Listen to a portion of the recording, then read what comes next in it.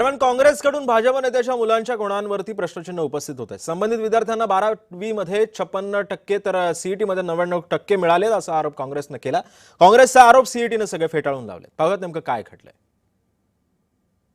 नांदेडचे भारतीय जनता पक्षाचे नगरसेवक आशिष नेरळकर यांचा मुलगा आणि मुलीला अनुक्रमे 12वीला मार्क 56%, 51% असे मार्क आहेत पीसीएम ग्रुपमध्ये, आणि जेईच्या परीक्षेमध्ये 51% आणि 28% त्यांना मार्क आले। मात्र एमएससीईटीच्या परीक्षेमध्ये त्यांना 99% आलेले आहेत। हा अजब प्रकार नांदेड जिल्ह्यातल्या एमएससीईटीच्या या विद्यार्थ्यांचा भारतीय जनता पक्षाच्या घडलेला आहे। यामागची कारण काय? यांना पेपर कुठून मिळाला? एकीकडे गुणवत्ता दिसत नाहीये आणि दुसरीकडे मात्र 99% येतंय।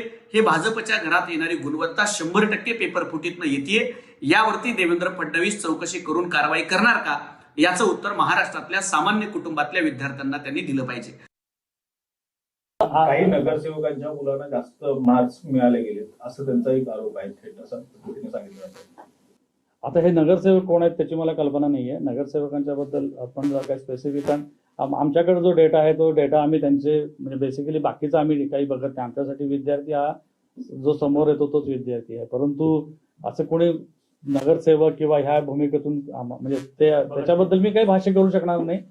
आम्ही एवढं सांगू शकतो की आमची सिस्टीम जी आहे ती फुल प्रूफ आहे। जर काही विद्यार्थ्याला तर काही शंका असेल तर तो विद्यार्थी येतो, तो स्वतःचा परफॉर्मन्स बघतो आणि त्या पद्धतीने त्याचा रिझल्ट पण त्याला आम्ही दाखवतो।